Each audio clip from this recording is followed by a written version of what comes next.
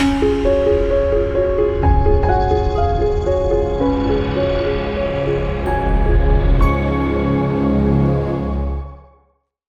teman perjalanan spiritual gue yang gue sayang dan gue cintai.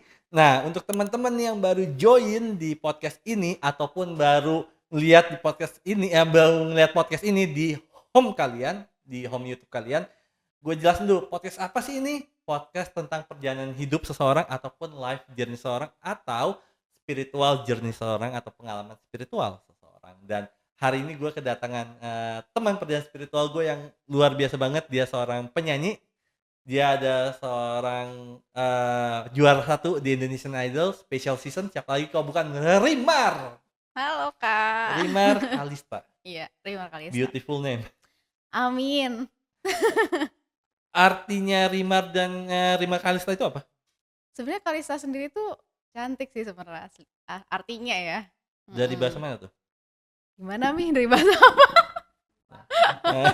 Namanya boleh sini join untuk ngomong.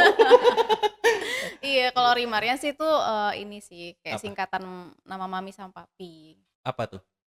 Tari M Arfan. What? Tari M Arfan. Jadi Rimar gitu. Tari M Arfan. Oh wow.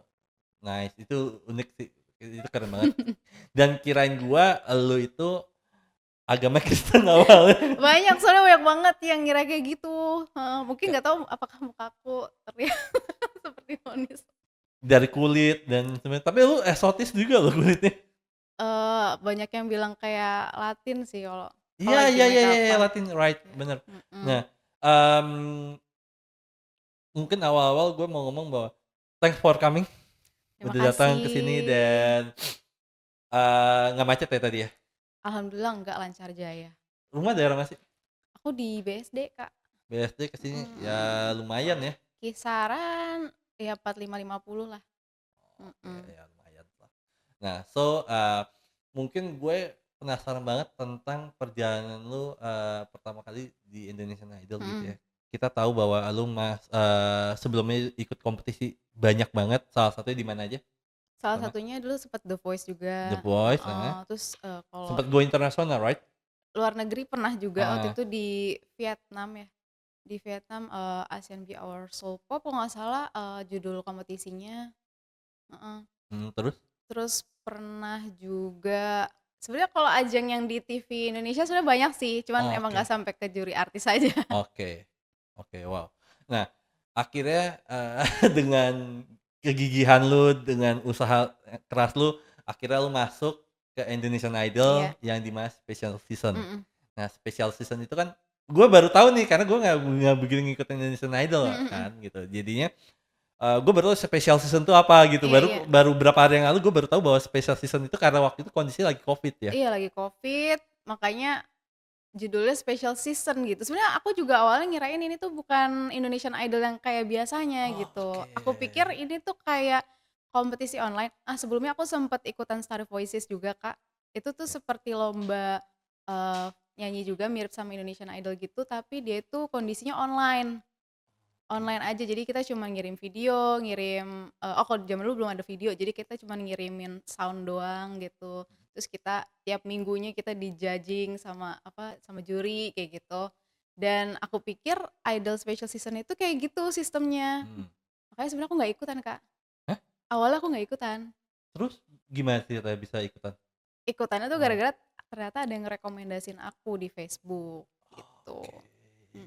Yang setahun sebelumnya ikutan nih, tapi pas tahun ini kayak aku nggak ikutan deh gitu. Soalnya kan lombanya online kan gitu. Ternyata ada yang rekomendasiin dan itu yang menyebabkan aku dikontak sama krunya gitu. Wow. Itu apa namanya? Ikut kompetisi Indonesian Idol tuh udah berapa kali akhirnya keterima? Idol tuh aku idol yang 9, 10. Jadi 2 kali sebelumnya. Berarti kamu yang ke-11? Aku yang 11. Oh.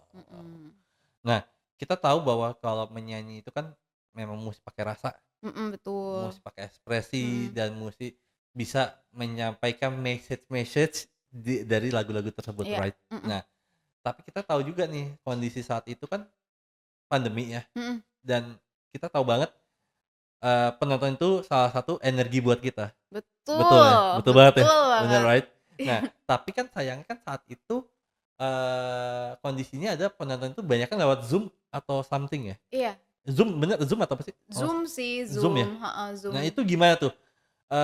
Yang biasa kita apalagi lu seorang, mungkin bedanya adalah mungkin kalau berkompetisi gitu ya, Mhm, itu kan berbeda itu pure juri ya, tapi iya, ini kan heeh, bener-bener yang, ajang pencarian bakat atau, ya kompetisi bernyanyi tapi di TV yang mhm. biasa banyak audiensnya dan kita bisa merasakan vibe energinya, positifnya, besarnya dan sebagainya. Nah, begitu lewat Zoom itu kan mati semua tuh, gitu kan. Nah Mhm. itu gimana? Nah, ini sebenarnya salah satu yang, tersulit ya buat Mmm, aku, Kak. mhm, Karena kebetulan aku tuh kalau misalkan nyanyi ada penonton tuh aku semakin semangat gitu, right, semakin right. berenergi, semakin happy gitu. Nah, di sini tuh aku cuman kayak ada juri doang di depan gitu, terus nggak ada penonton sama sekali dan ya mungkin, kalau Zoom itu mereka bisa ngeliat aku, tapi aku nggak bisa ngeliat mereka kan, gitu. Jadi aku semakin deg-degan dan di situ aku tuh kayak gampang nervous jadinya, Kak. Wow, malah justru di situ malah gampang nervous. Iya, jadi gampang nervous, terus Apa aku yang dibuat dia gampang nervous apa, bisa terjadi? mhm mhm. Karena ya itu, yang kulihat tuh cuman juri, terus jadi kayak kesan untuk menghiburnya itu jadi terlupakan gitu, heeh. Sementara kan kalau ada penonton walaupun kompetisi, kita Mhm, tuh jadi bisa sambil, "Eh, aku tuh lagi menghibur penonton loh, aku tuh iya, lagi happy-happy di sini lagi walaupun berkompetisi tapi kita sambil menghibur orang," right. gitu. Itu sih yang bikin aku nervous dan tiap minggunya aku belajar terus gimana caranya aku menghadapi nervous ini ya, gitu. Dan itu sempet nggak mengalami di kompetisi saat itu, menjadi sebuah kompetisi yang mungkin, mental tergojlok banget, mental bisa kepontang-panting, apalagi kan saat itu kan berkompetisi juga sering musti swab, right? Iya, Sehari, betul. 4 hari sekali atau berapa hari sekali waktu itu? Seminggu 2 kali, Seminggu 2 kali, tapi mental juga sih dengan mhm. setiap hari, Bos, Karena itu dicolok-colok mulu. mulai dari yang tusuk-tusuk, Heeh, ampe colok semuanya udah heeh. dicobain gitu. Malah sempet juga tuh kayak sehari 2 kali, ada juga tuh kondisi kayak gitu waktu itu. Nah itu mental gimana tuh? Itu gimana tuh di kompetisi itu mental gimana? Sebenarnya kebetulan mungkin ya karena Indonesian Idol ini adalah salah satu impian terbesar aku, Hmm, eee, kayak kompetisi yang lain, ya udah kompetisi yang lain, cuman Indonesian Idol ini memang impian aku udah lumayan lama juga, karena aku right. kan nontonin Idol tuh dari aku masih kecil banget, dari season 1 malah. Jadi pas kompetisi malah aku tuh nggak ngerasa gimana-gimana sih, Kak, sebenarnya. Jadi Oke. walaupun ada swab, ada harus kayak syuting sampai malam banget, itu mungkin badan capek tapi kayak, ya udahlah gitu, kayak ya udah aja gitu. Dan itu PR terbesarnya ada bagaimana untuk menghibur penonton. Ya kalau juri Mhm, mungkin selain menghibur juga ada teknik dan sebagainya, tapi kan penonton kan nggak semua penonton tahu dengan teknik, right? iya Nah betul, jadinya itu juga salah satu kesulitan karena kan kita fokusnya jadinya bagaimana untuk menghibur. Nah itu ada mhm. kesulitan-kesulitan yang bener spesial nggak sih?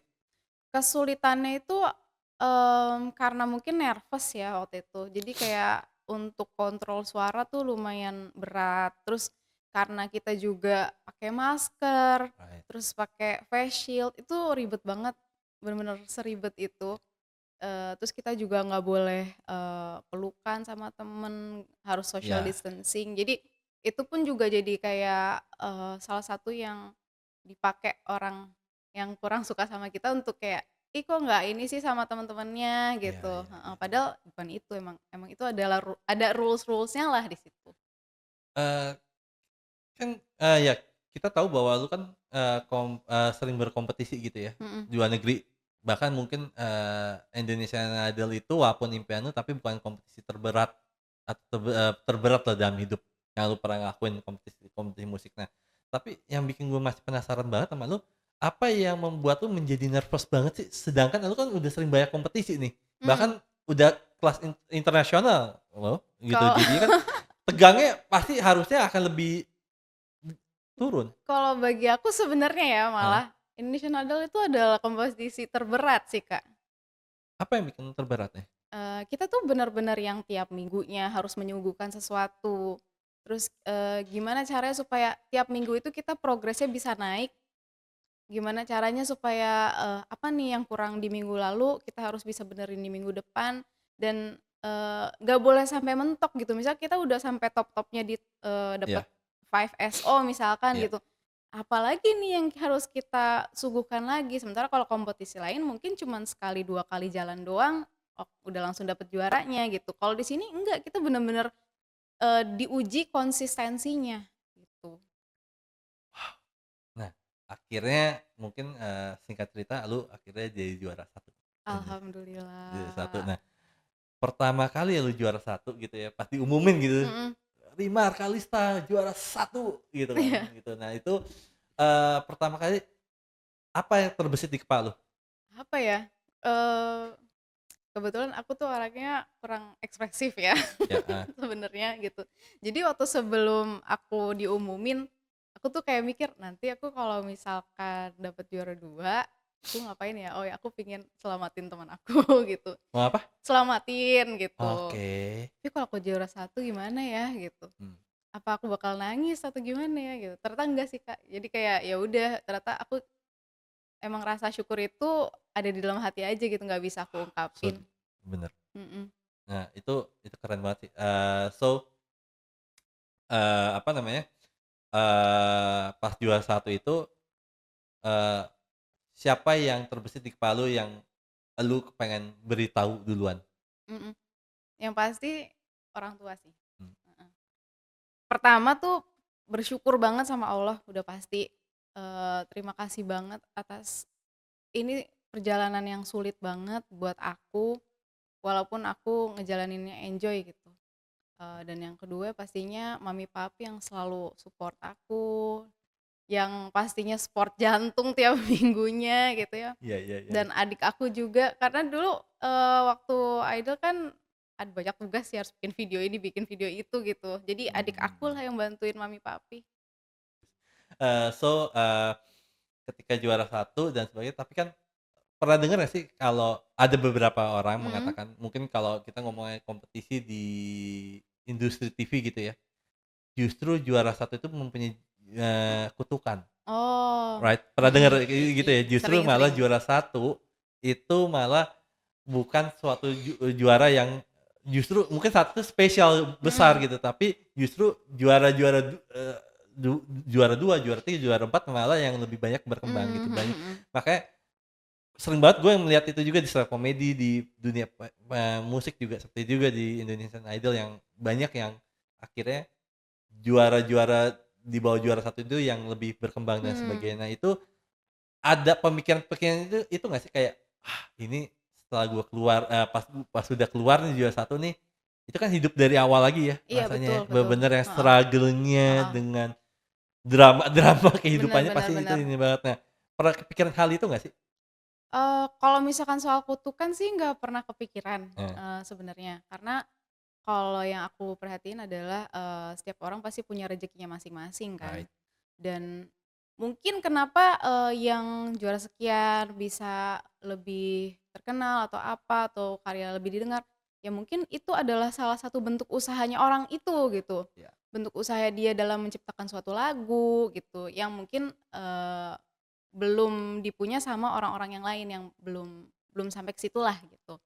Jadinya ya udah pada saat itu aku cuma mikir, "Nanti mau bikin lagu kayak gimana ya?" Mmm, Melanjutkan yang sebelum-sebelumnya, kan sebelumnya aku juga sempet punya single juga, Kak, mhm. heeh, sebelum Indonesian Idol. Jadi ya udah aku mau berkarya apa, terus aku harus gimana, karena yang pastinya pas kompetisi itu kita enak banget gitu, di situ kita tuh dapet segala macam treatment gitu dari Indonesian Idol. Kita bisa punya kesempatan untuk manggung tiap minggu, kita bisa dapet vocal director, terus home band juga Mas Oni gitu yang ya aransemen udah pasti keren-keren gitu. Jadinya ya pas kita keluar dari kompetisi yang kita pikirin adalah, kita mau bikin apa nih, setelah ini, terus kita harus punya tim produksi sendiri Bet gitu. Itu sih semua hal yang aku pikirin pada saat itu. Nah itu kan mulai dari nol lagi ya gitu ya, Mulai dari nol, berdarah-darahnya mulai dari nol lagi. mulai Nah dari nol tapi lagi. membuat mengubah kepribadian lu sendiri nggak sih ketika lu juara satu gitu ya? Dan kita tahu bahwa selama kompetisi itu berjalan, itu kan exposure itu kan kalau Mhm, ke apa, ke peserta semua ya, salah satunya dari ke lu juga ya. Orang mengenal lu lebih, apa ya, mungkin lebih banyak dan mhm. sebagainya. Nah, itu gimana tuh ketika akhirnya orang awal nggak kenal lu, akhirnya mengenal lu sendiri itu gimana? Sebenarnya nggak terlalu ada perubahan yang signifikan sih ya, Mhm. sebenarnya gitu. Eee, apa ya, mungkin karena segmented juga sih, Kak. Nggak semuanya tahu gitu, mungkin kayak kalau idol lovers tahu gitu. Malah kita tuh di sini, dituntut untuk lebih kreatif lagi gimana supaya orang lebih mengenal sisi kita gitu, aslinya Rimar tuh kayak gimana sih, gitu. Struggle-nya tuh mungkin karena ini kan pertama kali kita dilepas gitu ya, dari idol Iya, kita nggak tahu apa-apa, kita harus cari tim produksi sendiri, makeup artis tuh makeup tuh harusnya gimana, terus styling harusnya gimana, itu aku bener-bener semuanya belajar dari nol sih, Kak, heeh. Terus udah gitu, mungkin dari yang awal aku dikata-katain orang, "Ih kok style-nya kayak mbok-mbok," gitu ya. serius? Iya, katanya ada yang bilang kalau misalkan sebenarnya yang bisa bikin kita sakit hati adalah diri kita sendiri. Right. Heeh, jadi orang mau ngomong apa kalau kita nggak sakit hati, kitanya nggak kenapa-napa ya nggak akan kenapa-napa Iya iya iya gitu. iya Jadi dan apa yang mereka omongin itu bisa aja refleksi dari diri mereka sendiri, iya. bukannya kita. Karena itu apa ya, hal yang paling ditekanin sama mami papi sih. Heeh, jadi kayak pendidikan tuh nomor satu, kalau misalkan nyanyi itu hobi yang harus diasah